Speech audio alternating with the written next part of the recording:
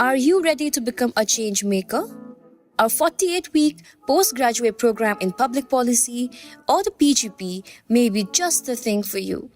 This hybrid program is designed to give you both the theoretical foundation and hands-on experience needed to excel in policy making. With a mix of expert-led webinars, in-person workshops, and policy simulation exercises, you'll gain real-world skills along with personalized mentorship. Through our policy programs, we connect good people to good ideas and good networks. Apply now at the link in the description to make an impact.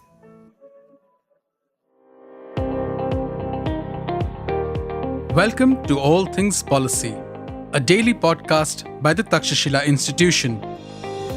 We are a bunch of policy nerds based in Bengaluru, and we like bringing fresh perspectives to Indian affairs and Indian perspectives to global affairs. So grab a cup of coffee, sit back, and join us for today's chat. Welcome to a new episode of All Things Policy. I'm Aishwaria Sonavane, a research analyst for Pakistan Studies at the Takshashila Institution, and your host for today. I'm thrilled to be joined by Amna Nasir, communications lead at Noor and a PhD student at the University of Wollongong, Australia, as we dive into a critical conversation on gender policy in the Indian subcontinent.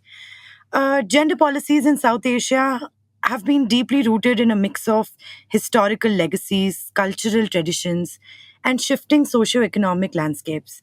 While global frameworks have long influenced policymaking, the region's rich diversity of social identities, governance models, and labor structures calls for a more localized approach. In this episode, we'll unpack why some global models struggle to take hold in the region, examine how legal frameworks, political representation, and economic dynamics shape gender outcomes, and explore the lessons countries across the subcontinent can share to advance more inclusive policies. It's a pleasure to have you with us, Amna. Thank you so much, Aishwaria, or Ash as I call you. It's an honor to be here. Thank you for having me. Right. So, diving straight into it, I want to address why do policy models developed in the West often struggle to take root and drive meaningful change in this region? That's such an important question, Ash, because, and I think a lot of it comes down to the fact that many of the Western policy models sort of assume a kind of universal applicability or this universal experience of gender that just doesn't hold up in South Asia, I feel. For example, the legal frameworks, a lot of our laws around gender, whether it's marriage or divorce or inheritance laws, are deeply tied to our religious and sort of customary systems, unlike in the West, right, where you mostly have more secular forms of legal systems. So South Asian countries, I feel, operate under a mix of colonial era laws and then religious laws and customary traditions. So if a policy assumes that gender equality can be achieved just through legal reforms, it sort of often clashes with these deeply embedded structures, which are super important for people in this part of the world. Then there's the role of caste and religion. And Western models typically focus on gender and class, but in South Asia, caste and religious identity are just as, if not more important in shaping a woman's experience, right? Like, for example, a Dalit woman in India faces discrimination not just as a woman, but also because of her caste, which puts her at a much higher risk of gender-based violence and that sort of economic exclusion. And of course, we, also can't ignore the economic realities. A lot of gender policies that work in the West are designed for sort of formal employment sectors like corporate workplaces, which have clear sort of HR structures, HR policies on things like maternity leave or equal pay, which is sort of also coming in South Asia, not to say. But the vast majority of women work in informal sectors. If I talk about Pakistan, for example, like home-based work, agriculture, domestic labor, where these policies don't apply at all. Like, we are getting there. There are movements, there are activists who are working towards this, but we're still not there yet. So even if the laws exist on paper, they often don't reach the grassroots, the women who need them the most. So really, it's not that Western models are wrong or, they don't fit well, but that they often don't account for how gender is shaped by caste, religion, and economic structure and the material realities of folks in this region. And that's why I think we need gender policies that are designed from within the region. And those I feel will be a lot more effective. It's interesting that you bring in caste, ethnic, and religious identities. I'll come to that in a bit. But since you mentioned Western frameworks and these local considerations, how can intersectionality be redefined in a South Asian context? Um, yeah. Yeah, intersectionality is like such a buzzword now, and I mean, it's yeah, I love it. I think it's super important, and it as a concept, it's such an important and integral concept, especially when you look at it from the feminist lens.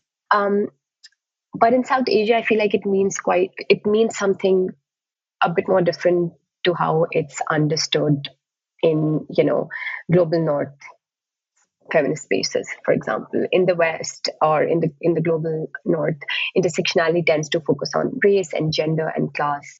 But like we're talking about in South Asia, caste and religion, and also like your geographic positioning play as big, if not bigger, role in shaping those gender experiences. Um, and for example, if you look at caste, a Dalit woman in India or Nepal doesn't just experience gender discrimination, she sort of faces caste based violence and economic exclusion and social stigma that upper caste women don't. So when we talk about gender justice in South Asia, we have to ask, like, are we including all these women at the margins, the Dalit women, Adivasi women?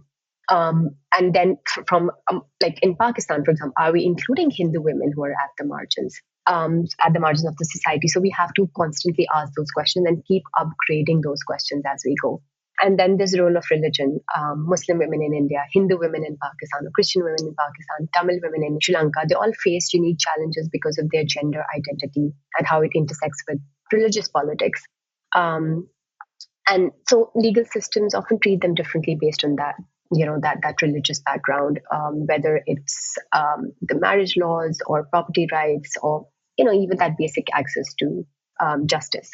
And then your geographic positioning, that urban, rural positioning matters as well. Women in rural areas face completely different struggles from these urban spaces, I feel. And a woman in conflict zone like Kashmir, for example, that woman will have vastly different experiences from a woman in a metropolitan city like Mumbai or Karachi. So if you're serious about intersectionality in South Asia, we need to move beyond just talking about gender and class. And, we have to look at, and we definitely are. I see feminists doing such incredible work in different spaces who are including these conversations, and they are pushing people to look at caste, gender, ethnicity, and even sort of conflict histories to really understand how gender operates in this region. Mm-hmm.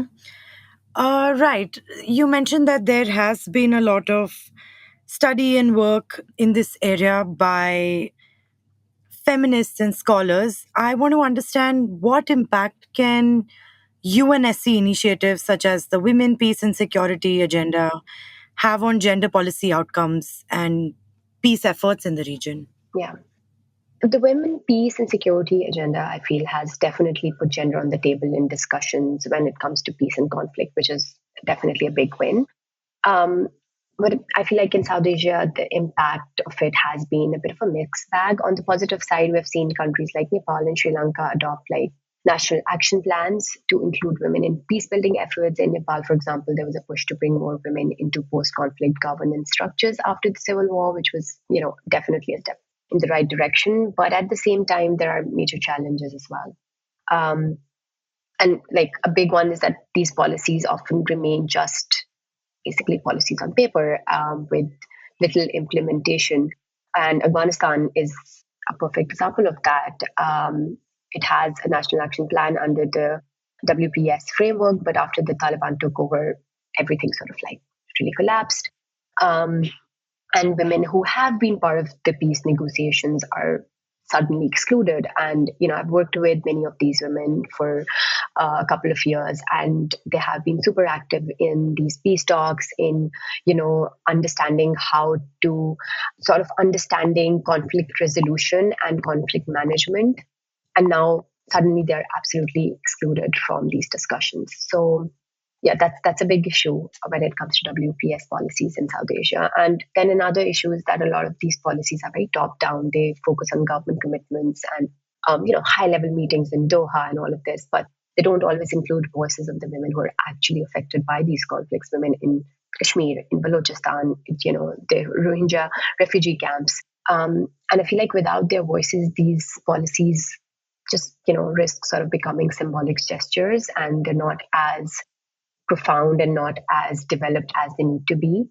And then, of course, this added issue of security. In many cases, governments use the WPS agenda in ways that can actually end up restricting women's rights rather than expanding them. For example, the counterterrorism laws in the region sometimes frame women only as victims or as potential security threats rather than active agents of peace. So they're either seen as like these, so there's a binary there.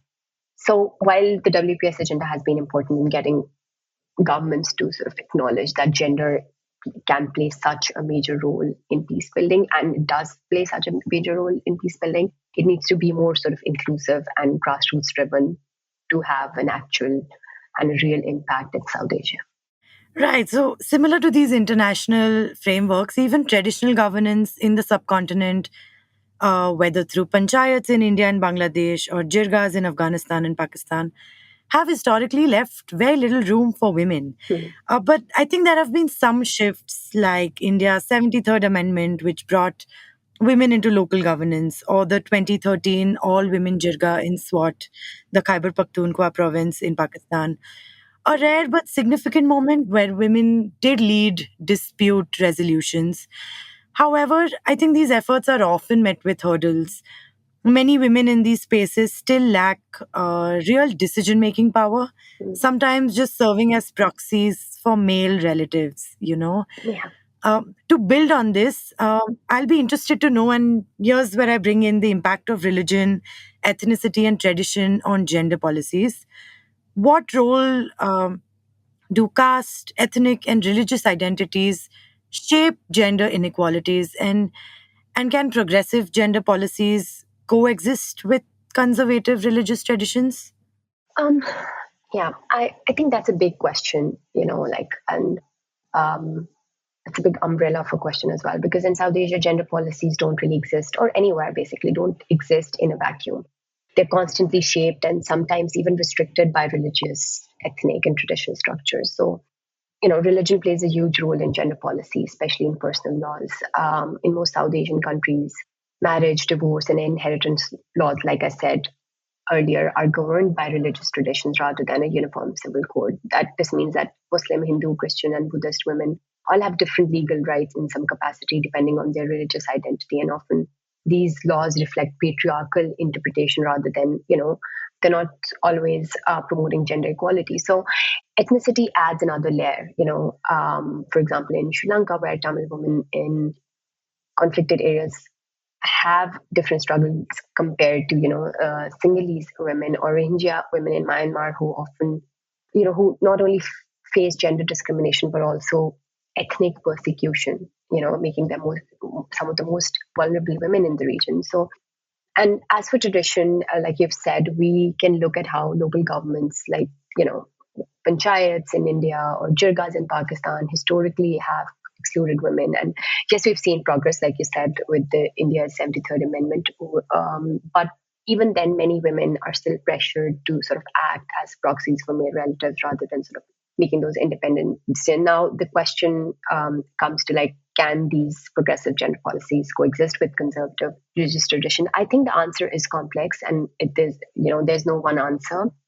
In some cases, religious frameworks have been used to push for women's rights, like in Indonesia, where Islamic scholars have argued for gender justice from within religious teachings, or even in Malaysia. But in other cases, religion is used as a justification. So the real progress depends on who gets to interpret religious and traditional values.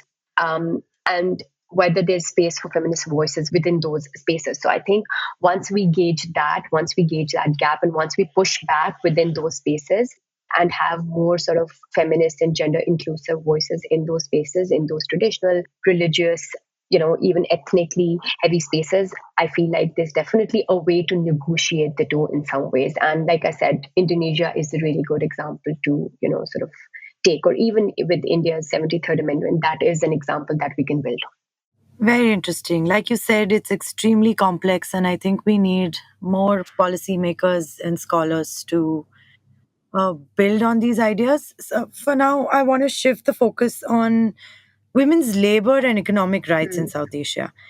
Why is economic participation for women still challenging despite growing industries? And Yeah. also, I would like for you to touch up on the challenges of informal labor, Mm. especially in the Indian subcontinent. Yeah.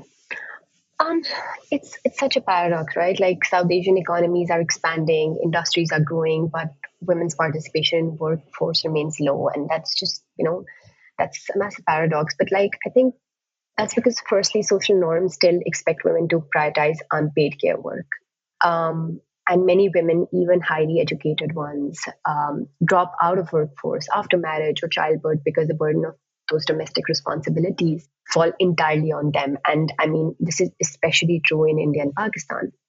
And then there's, the other elements like workplace safety and harassment in many industries, whether it's the garment factories in Bangladesh, or, tech startups in India, or even corporate structures in Pakistan. Women face unsafe working conditions and sexual harassment often, and with little legal recourse. So this discourages many from even entering the workforce, I feel.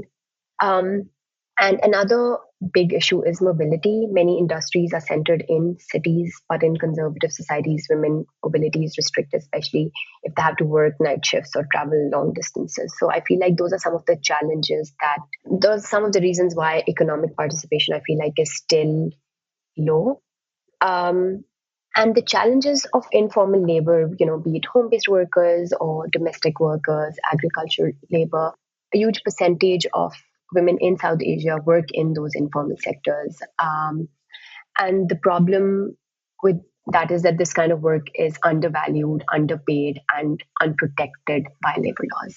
Um, Take home based workers, for example, the millions of women in India and Pakistan stitch garments or make handicrafts from their home for big companies. But because they're not formal employees, they have no job security, benefits, or bargaining power. Domestic workers face similar issues. They're often excluded from that minimum wage law, face abuse from employers. There's news every single day from Pakistan, at least, where a young girl is abused by her employer. She's a domestic worker, and they're killed. They're treated very poorly, and they have no legal protection. And many countries still don't recognize them as formal workers in our region. So, and in agriculture as well, women do a huge chunk of work. And I'm talking as somebody who has grown up seeing um, women working in the agricultural sector in Pakistan, but they rarely own the land that they farm on. The inheritance laws and the land rights are still biased towards men, leaving women economically dependent. And it's also, but it's also great to see, on a side note and on a more positive note, to see movements like the Aurat March in Pakistan advocate for the rights of these domestic workers and agricultural laborers, and sort of trying to push policymakers to include them in the framework of this bigger the formal labor framework, where they have some sort of form of legal protection, benefits, and bargaining power. So I feel like that's definitely a step in the right direction. I know we have that in India as well, and in many other countries in South Asia. So yeah. Right. You mentioned, and there's not just one country that I could think of. These concerns are so Mm. mutually shared among all the neighbors. There has been a lot of activism, like you mentioned, Aurat March, linked to women's rights issues. But speaking on an institutional level, do you think um, how can regional cooperation improve economic policies for women? Okay. Is there a scope for the countries in the neighborhood to cooperate on these issues? Um, yeah, I mean, I guess we have seen how trade agreements in South Asia, like the SAARC countries, discuss labor mobility and could create better protections for women workers. That has happened in the past, and one of the best ways is to strengthen economic rights for women is through regional collaboration. I feel, and cross-border initiatives can also help. For example, Bangladesh and India have huge garment industries employing women. If they work together on shared labor standards, they could push for for stronger protections and wages. Um, and then microfinance and women entrepreneurship programs have also worked well in South Asia and sharing best practices across countries like, Bangladesh's success with women-led microfinance could benefit other regions, could benefit India, could benefit Pakistan, could benefit Afghanistan, Sri Lanka. But the biggest step would be recognizing informal workers' rights at a policy level. Until women in informal sectors have labor protection, economic participation will sort of remain unequal no matter how much the industries grow. Um, and I mean, he was talking about institutional collaboration, but I think also to add to this, cross movement collaboration across regions and contexts is so important. There's so much that we can learn as labor rights activists, as feminists, as policymakers from each other across borders and integrate and movements and integrate those within our own context. So I think, kind of regional cooperation can definitely improve economic policies for women in South Asia.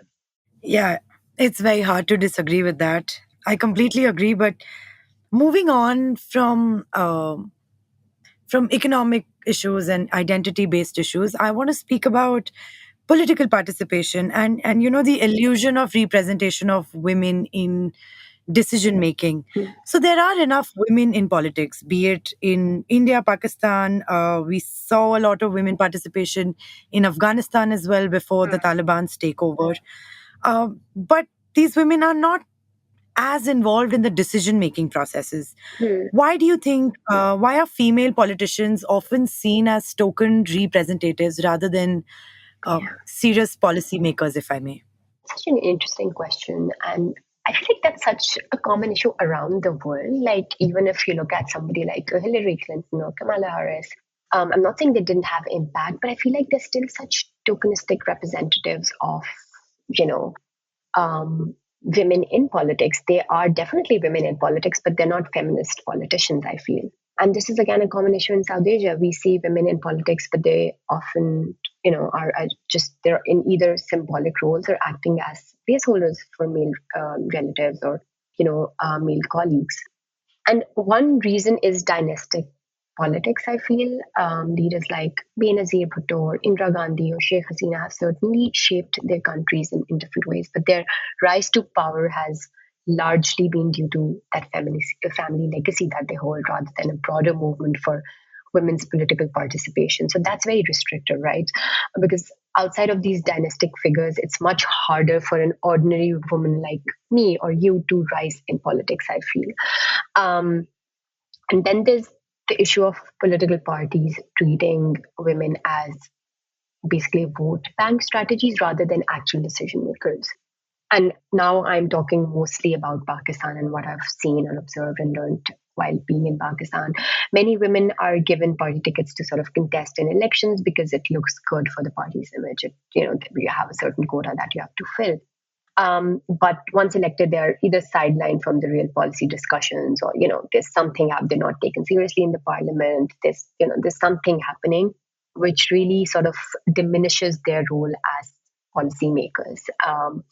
So yeah, I feel like that's what's happening when it comes to women in politics, and I feel like those are the main reasons why, because we do not have a proper movement to integrate women, ordinary women, within the political structures and within that electoral system. That's why we don't have enough women in decision making. Like, they don't hold that decision making power. They're just tokens. Right. Like you mentioned, Bhutto, Hasina, Gandhi. I think, like you said, they've all navigated male dominated party structures and maintained the political legacies of their family. However, there have definitely been shortcomings in their leadership in advancing a women centric agenda as well. Right, this sort of shows us how it brings to light the challenge of tokenism in political leadership, where women may essentially reach top positions, but in the absence of a systematic reform, their presence alone does not guarantee greater participation or decision making power for all women at levels of governance. Like you mentioned, how difficult it would be for you or me in India to sort of build our place in politics without much backing. There's another issue that I feel has been common, definitely to women in the region, but I would call it a global issue rather than more of a regional issue. But what are the shared forms of gender based violence in Hmm. India, Pakistan, Afghanistan? And are there any strong legal frameworks to address these issues, or is there a systematic problem about enforcement of these laws? Absolutely. I mean, gender-based violence is an issue across, around the world, no matter where you are, which country. I feel like, I mean, I'm living in Australia right now, and domestic violence numbers in Australia are just, they're staggering. It's just, really surprising to see those numbers. And, it's a massive issue in across South Asia as well. And while each country has its own unique context, there are some very disturbing commonalities as well. So, the domestic violence, for starters, is widespread despite legal protections. A lot of cases never even make it to the police because the women fear backlash from their families or their communities. And then you have honor killings, which are, you know, um, so prevalent in Pakistan and parts of India, but also happen across the region, and they're rooted in patriarchal ideas of family honor. And workplace harassment is another big one, whether it's in corporate offices, these garment factories that we were talking about, or domestic work. Women face harassment with very little legal support and access to justice. And now with this digital sort of boom, cyber harassment is becoming a massive issue. Um, Women, especially activists and journalists and politicians, women who are actors, celebrities, are being targeted with online abuse, threats, and also deep fake content. So the internet has basically made misogyny even more accessible now, I feel. And when it comes to legal frameworks, and this issue with enforcement, I feel like that's the thing, right? Like, laws exist, but enforcement is a whole different story. You look at India's POSH Act, which is supposed to sort of prevent workplace harassment, Yeah. or Pakistan's laws against honor killings. And on paper, they're pretty strong, right? But in reality, conviction rates are so low. And cases drag on for years and years and years, and many survivors never even report crime because they know that the legal system won't protect them.